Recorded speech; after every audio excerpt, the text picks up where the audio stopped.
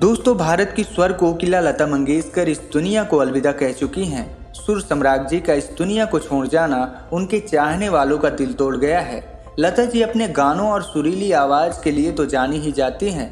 इसके अलावा उन्हें बॉलीवुड में गानों से कमाई करने को लेकर एक अहम बदलाव के लिए भी जाना जाता है। लता जी ही थी जिन्होंने सिंगर्स की रॉयल्टी को लेकर आवाज़ उठाई थी। वह इस अधिकार के लिए इतनी अटल थीं कि उन्होंने राज कपूर और मोहम्मद रफ़ी से लड़ाई तक कर ली थी। युगल गीतों पर रॉयल्टी के भुगतान के मुद्दे पर लता जी और मोहम्मद रफ़ी के बीच मतभेद हो गया था। 1960 के दशक की शुरुआत में एक ऐसा भी दौर आया जब लता जी ने रफ़ी साहब के साथ युगल गीत गाना बंद कर दिया था। दोनों के बीच उनकी ओर से गाए गए गानों पर रॉयल्टी के भुगतान पर मतभेद उत्पन्न हो गए थे। लता जी रॉयल्टी के भुगतान किए जाने के पक्ष में थी और इस विषय को उन्होंने निर्माताओं के पक्ष में भी उठाया। 60 का दशक आते आते लता जी का फिल्म जगत में रुतबा बहुत बढ़ चुका था। हर संगीतकार उनसे अपना गाना गवाना चाहता था। इस समय तक संगीत कंपनियां संगीतकारों को रॉयल्टी देने का काम शुरू कर चुकी थी, लेकिन गायकों के लिए ऐसा नहीं था।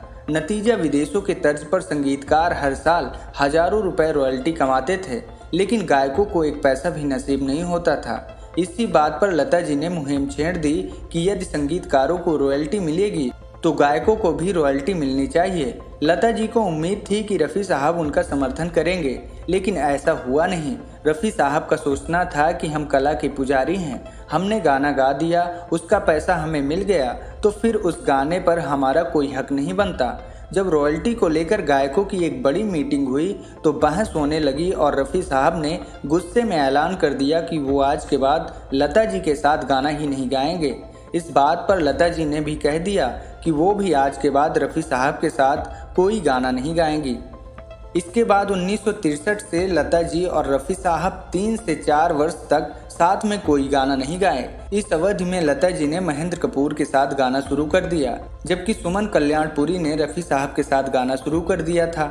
बाद में संगीतकार जय किशन के कहने पर रफ़ी साहब ने लता जी को एक चिट्ठी लिखकर माफ़ी मांगे और आपसी झगड़े को खत्म किया।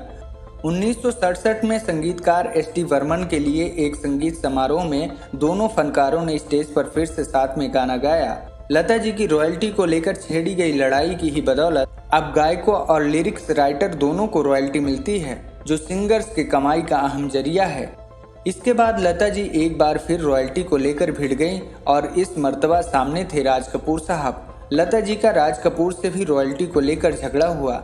लता जी ने राज कपूर से कहा, मैं गाने के लिए रॉयल्टी लेती हूँ, तो राज कपूर ने कहा हम रॉयल्टी नहीं देते।